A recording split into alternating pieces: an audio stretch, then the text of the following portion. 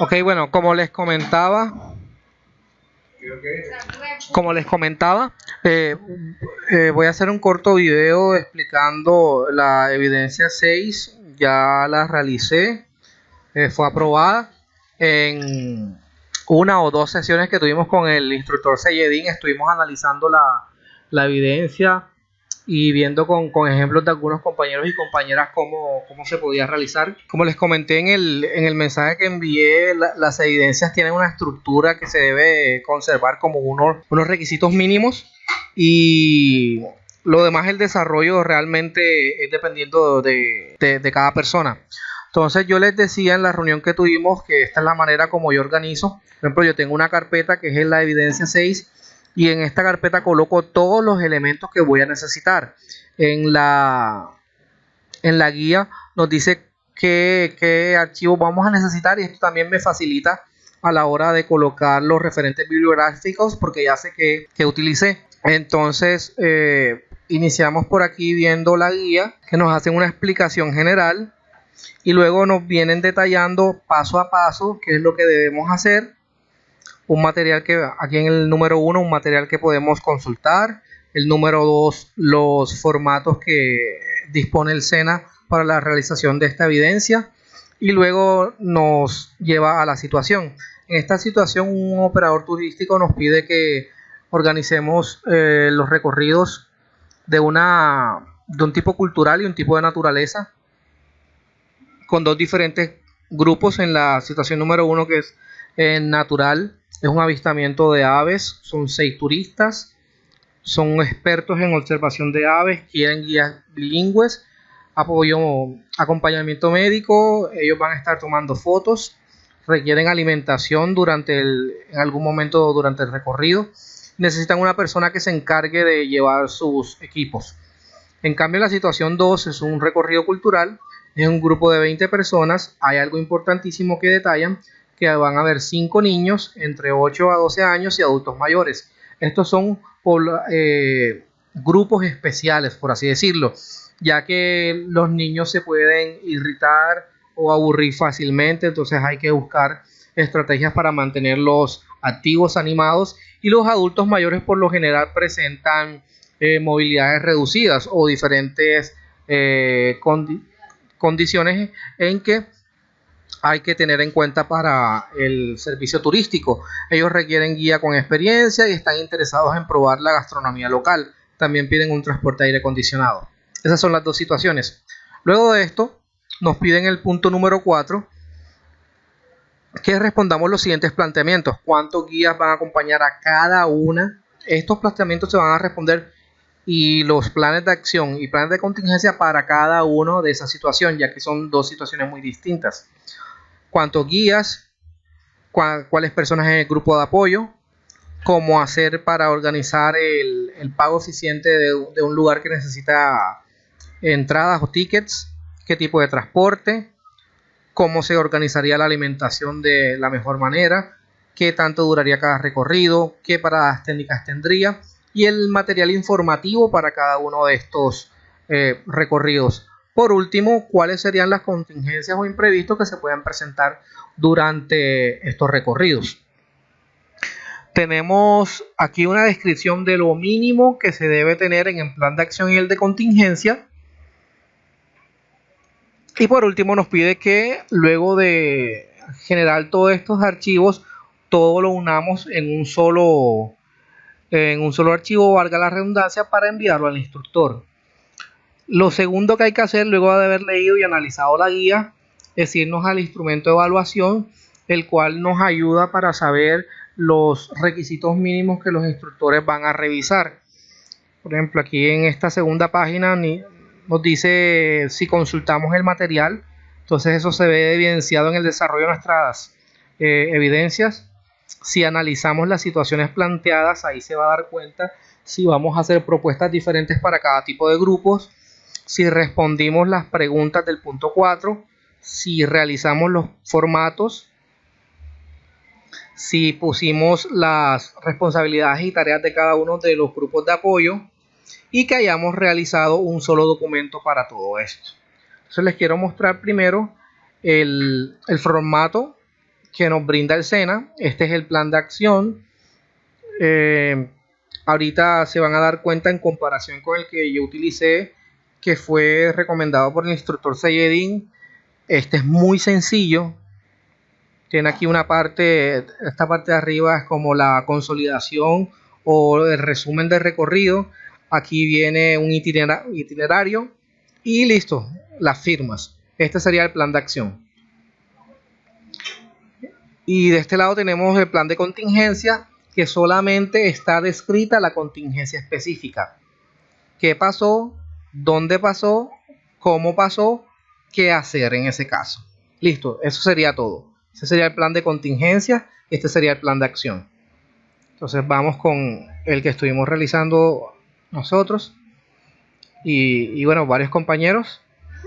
Yo coloco en mis evidencias los planteamientos siempre, por si alguna persona no tiene la guía a la mano, sepa de qué se trata este trabajo, qué interrogantes estoy respondiendo. Entonces aquí están el planteamiento de las dos situaciones y luego los interrogantes. Y aquí me dediqué a hacer la explicación de cada uno de los interrogantes o su desarrollo. Cuántos guías necesito para cada una de las dos situaciones. Recordemos, el instructor Sayedin en una de las primeras sesiones que tuvimos hablaba que grupos grandes, se puede decir alrededor de 20 personas o más, se necesita como mínimo 3 guías, un guía líder, un guía auxiliar y un guía rastrillo. Como mínimo, dependiendo de la situación y los requerimientos que tengamos, puede ir aumentando o disminuyendo. Entonces, por ejemplo, en este caso, solamente en la situación 1, yo conté con 2 guías, ambos eran bilingües. El guía líder, que es el guía 1, y un guía 2, que es un guía experto en aves. En el segundo caso, 3 guías. Guía 1, que es el líder, guía 2, que es un guía auxiliar, y guía 3, que es el guía rastrillo, quien se encarga de verificar que el grupo esté compacto, que esté unido, que no se quede nadie atrás, que nadie se separe del grupo. Luego viene el grupo de apoyo. El grupo de apoyo es importante conocer la diferencia, ya que estas personas no son guías, pero hacen parte esencial, tienen unos roles específicos dentro del desarrollo de las actividades turísticas que vamos a realizar. Por ejemplo, en la situación 1, como mínimo se necesita un conductor y un porteador, que el porteador lo pidieron. Esta persona se encarga solamente de cargar los equipos que utilicen los turistas, el equipo que va a utilizar los guías. Tal vez es una persona que en ocasiones se utiliza como de todero. Es decir, si hay un accidente, necesito que me hagas el favor y me ayudas a transportar a esta persona a la ambulancia. Se me olvidó algún papel aquí en la esquina, por favor, ve y búscalo. Por eso no es una persona especializada en guianza, sino en este tipo de actividades. Tenemos un paramédico para evitar cualquier situación de complicaciones de tipo médicas. Y en mi caso individual, yo quise agregar un servicio de fotografía para todo el recorrido. En cambio, en el cultural, solamente voy a tener conductor y paramédico en el grupo de apoyo. Listo. Luego preguntan cómo se va a organizar de forma rápida el ingreso a un sitio donde hay que pagar entradas. Cada quien tendrá su forma de solucionar esas situaciones. ¿Qué tipo de transporte se necesitaría? Obviamente van a ser transportes distintos, ya que en la situación 1 son solo 6 personas. En cambio, en la situación 2 son 20 personas. También hay que tener en cuenta que en la situación 1 es un recorrido de naturaleza. Lo que quiere decir es que podemos ir a zonas de difícil acceso. Así que eso cambia el tipo de vehículos que podríamos necesitar. Algo muy importante que el instructor nos recalcó en esta situación 1 de naturaleza es que son sitios abiertos, no son sitios cerrados que están tal vez dirigidos, administrados por personas, como por ejemplo el aviario de aquí que tenemos cerca de Cartagena. No contaría como como un sitio de recorrido de naturaleza, ya que es un sitio cerrado, es administrado por personas se encargan de alimentar a los animales, por lo cual no constituiría como un sitio de naturaleza. Listo, aquí respondemos los requerimientos que pidan. Por ejemplo, en la situación número 2, requirieron un transporte que contara con un servicio de climatización, de aire acondicionado. Luego el planteamiento de cómo se coordinaría de forma rápida la alimentación, siempre recordando hacer la explicación por cada recorrido de forma individual, qué duración tendría cada recorrido, qué paradas técnicas tendría cada recorrido y el material de apoyo informativo. Entonces luego de eso, ahí sí vamos al meollo del asunto, que es el formato de plan de acción y de plan de contingencia. Solo al verlo, simplemente todo esto, hasta aquí, hasta esta parte, es mi plan de acción. Si recuerdan el anterior que vimos, este es mucho más robusto, contiene mucha más información.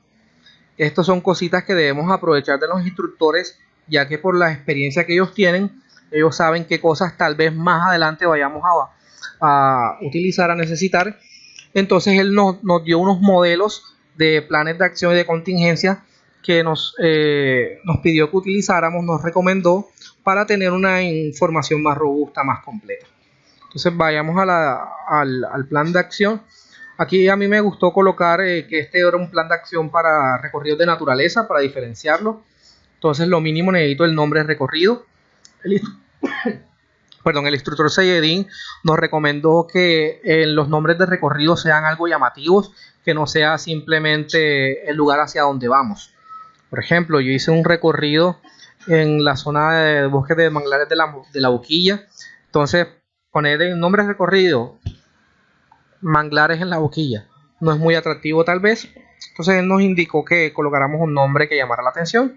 Aquí colocamos el destino y la agencia responsable. Luego tenemos la información de recorrido, el número de pasajeros, la duración del recorrido, el costo. Esto es importantísimo, me hizo una corrección, la fecha, aunque en mi recorrido, en el caso que yo hice, se inicie un día y se termine ese mismo día, es necesario colocar estos dos. ¿Por qué? Para mantener este formato de esa manera. La próxima vez que yo vaya a hacer un recorrido, si de casualidad van a ser 3 días, yo no tenga que cambiar formato o hacer uno nuevo, sino simplemente utilizo este que está aquí cambiando la información. Lo mismo se hace acá, hora de salida y regreso. Importantísimo siempre tener esto en cuenta. En el regreso colocar hora aproximada. El instructor CDI nos explicó que con eso evitamos situaciones de desespero o tal vez si alguien está esperando a alguno de los turistas o si los turistas creían que iban a llegar a una hora específica a un destino y habían programado alguna otra actividad, y así evitamos cualquier inconveniente.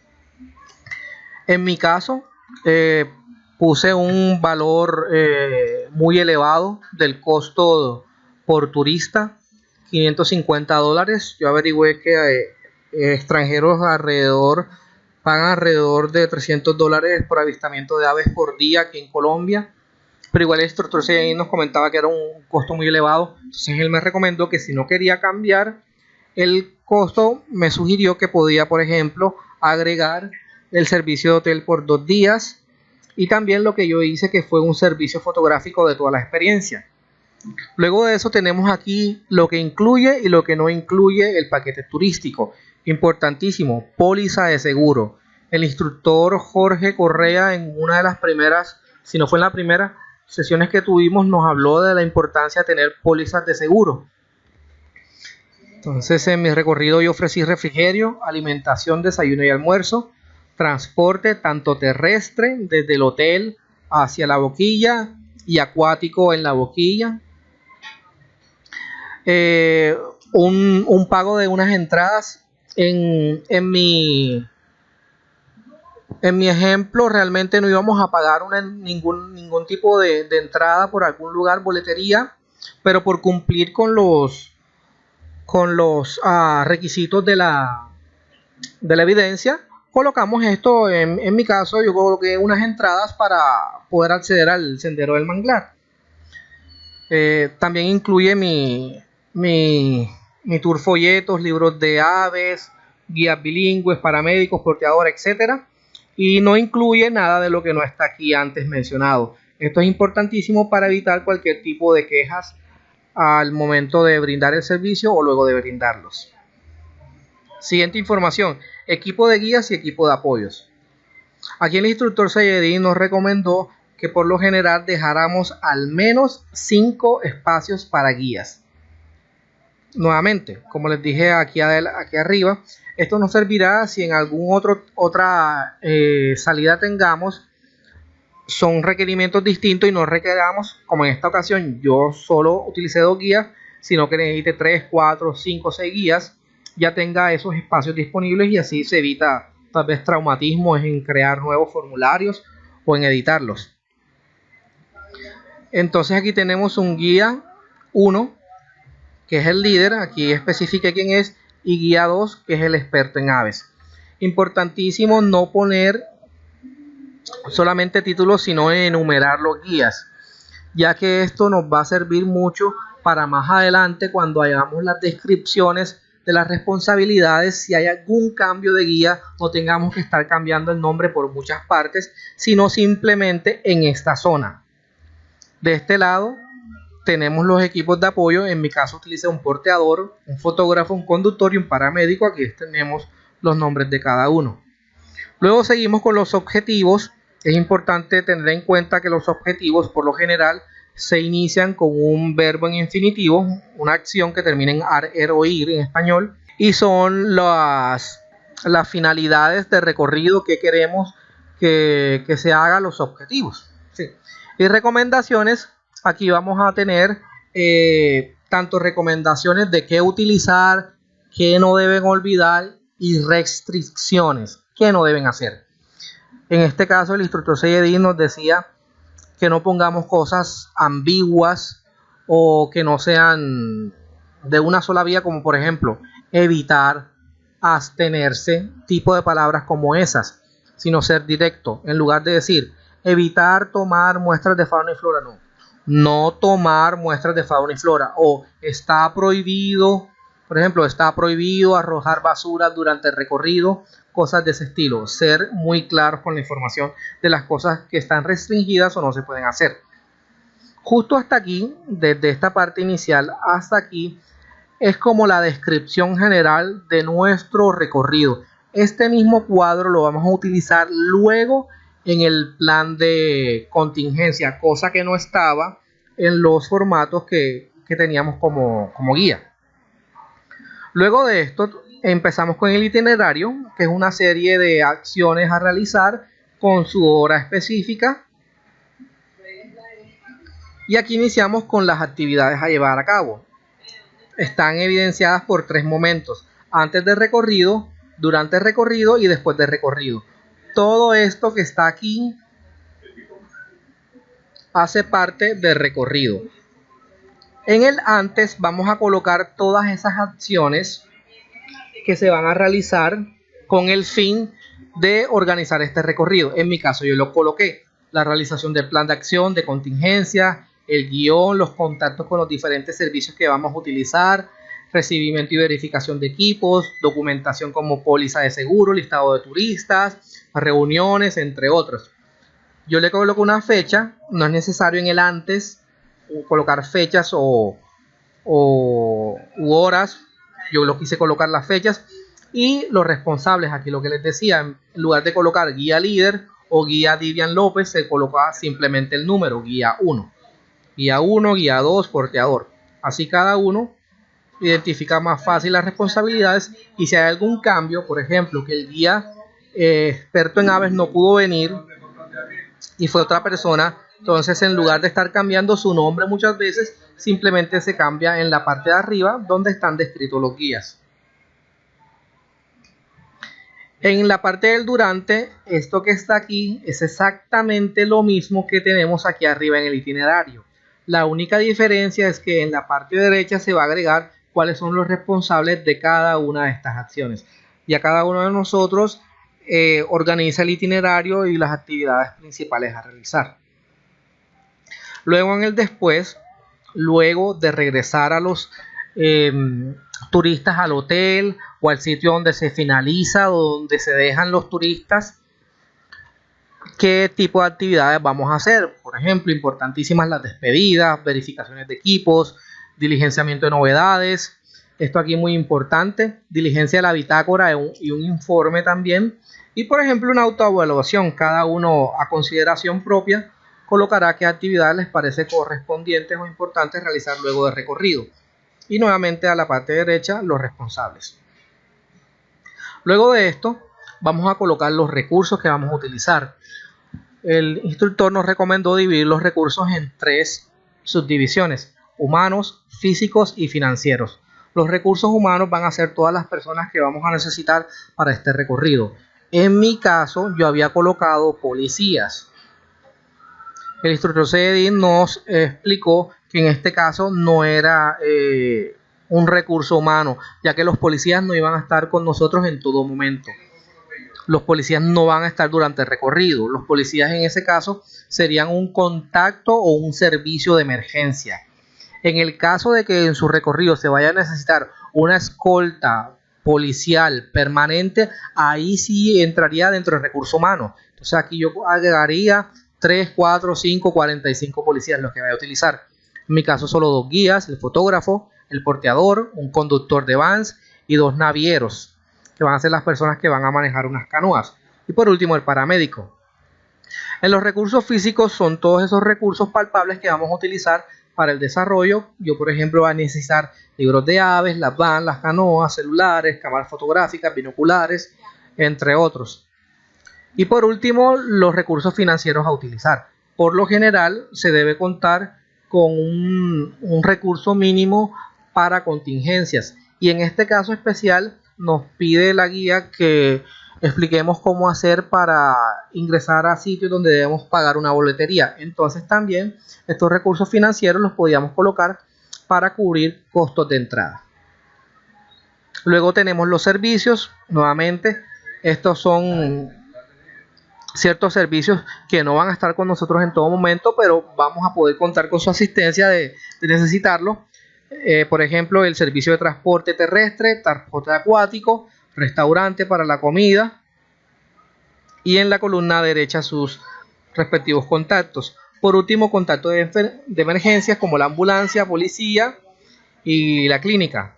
Por último, importantísimo, la elaboración. ¿Quién lo elaboró? ¿Quién lo revisó? Y la fecha. Importante poner las firmas y es importante poner la fecha también. Si no hay firma, si no hay fecha, no hay responsables. Y hasta aquí se termina el plan de acción. Este es el plan de acción solamente de recorrido de naturaleza. Luego de eso, como estamos hablando de una situación, continuamos inmediatamente con el plan de contingencia de naturaleza. Como esto es un formato, terminé hasta aquí, no puedo seguir más nada en esta parte de la hoja. Entonces sigo a la siguiente hoja. Acá tengo plan de contingencia naturaleza. Si se dan cuenta, todo esto que está aquí en esta sesión desde arriba hasta las recomendaciones es exactamente igual al plan de acción de naturaleza. Exactamente lo mismo. Porque este es un resumen de lo que es mi recorrido. Algo importante que se me había pasado. En el recorrido de naturaleza, el instructor Zayedin nos explicó que esto se hace desde muy temprano, ya que la actividad de las aves inicia alrededor de las 5 de la mañana y ya a eso de las 10, 11 de la mañana están en actividades de acicalamiento. Entonces tocaría esperar, si salen tarde, tocaría esperar hasta que por fin vuelvan las aves a tener más actividad, sean visibles, y él nos inculcaba de que a estas personas les interesa mucho lo que hacen. Entonces, si usted le dijo que querían ver un ave, que iban a ver un ave específica y llegaron tarde, esa persona no se va a ir ahí hasta que pueda ver ese ave. Eso es otra cosa. En estos planteamientos no podemos poner aves específicas que se van a ver, porque lo que está explicado dentro de los planes, por ejemplo en el de acción, vamos a ver a este ave. Si no se cumple, eso es una inquietud, una queja del turista, así que se evita eso. Entonces, por eso en este caso Mi salida fue a las 4 de la mañana y el regreso a las 2 de la tarde. ¿Por qué? Porque mis turistas están en la ciudad de Cartagena y vamos hacia La Boquilla, es un recorrido muy cercano, pero si iba a un lugar que estaba tal vez a 3 o 4 horas de Cartagena, el instructor nos recomendó que la salida debería ser el día anterior. Entonces, por ejemplo, los turistas salen el día 11 a las 3, 4 de la tarde hacia el sitio donde van a hacer el recorrido turístico, duermen en ese sitio y luego inician su actividad en la madrugada. Listo, hasta aquí tenemos lo mismo. Y aquí inician las contingencias. Yo la dividí de esta manera. Las enumeré, el instructor nos pidió un mínimo de 10 contingencias. Le puse el nombre de la contingencia, la descripción y qué acciones se debe realizar. Dentro de las acciones no coloqué nombres específicos ni títulos, sino nuevamente guía 1, guía 2, conductor o porteador. Así se hace, así hice yo con cada una de las diferentes contingencias.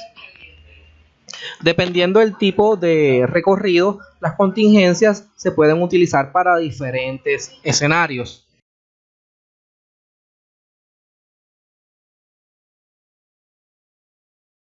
Luego de finalizar estas 10 contingencias mínimas que solicitó el instructor, tenemos esta división. Una parte izquierda de acciones a la contingencia y una parte derecha a los responsables. Esta es una explicación paso a paso de todas las acciones que estuvimos haciendo aquí. Por ejemplo, en esta primera contingencia, que es un neumático desinflado, veamos qué acciones tenemos. La número 1, encargarse de cambios de neumáticos. ¿Quién hace eso? El conductor. Aquí tenemos cambio de neumáticos, responsable, conductor. Otra acción, explicar la situación y calmar al grupo con una actividad lúdica. ¿Quién hace eso? El guía 1. Aquí lo tenemos, explicar situaciones y calmar al grupo con actividades lúdicas. Guía 1. Guía 2, comunicar incidentes a la agencia turística y a la empresa de transporte. Y solicitar cambio de transporte de ser necesario. Aquí tenemos comunicar contingencia a la agencia turística y empresa de transporte, guía 2. Muchas de estas, por ejemplo, estas dos acciones se repiten en diferentes acciones que describí para contingencias distintas, por lo cual no necesariamente por cada contingencia van a tener unos 3, 4 o 5 líneas de estas. No, realmente no va a ser así. Y así continuamos haciendo la descripción de las acciones de todas las contingencias. Hasta aquí finalicé yo. Fueron un total de 3, 6, 9, 12, 16 acciones para un total de 10 contingencias. Por último, nuevamente importante, algo que a mí me faltó, que el instructor me hizo la explicación, que también se debe agregar esta parte, los recursos, los servicios y los contactos de emergencia. También se debe incluir en el plan de contingencia. Y obviamente al final la ficha de elaboración. ¿Quién lo hizo? ¿Quién lo revisó? Y la fecha. Aquí terminé este plan de contingencia. No puedo meter más nada en esta hoja. Sigo a la siguiente. Y aquí inicié con el siguiente plan de acción, que es el recorrido cultural. La misma estructura, lo que cambia es el contenido del formato. Y luego el plan de contingencias. Luego de finalizar todo, aquí tenemos los referentes bibliográficos. Yo voy a la carpeta y aquí sé cada uno de los archivos que utilicé y se me hace más sencillo crear estos referentes bibliográficos. Rápidamente, si algún compañero o compañera tiene dificultades en la creación de formatos, es muy sencillo. Yo lo hice todo desde Word. Les voy a enseñar cómo hacerlo. Pueden hacerlo desde Excel también. Por ejemplo, en Word vamos a la parte insertar, vamos a tabla y aquí podemos crear una tabla. Por ejemplo, una tabla, digamos,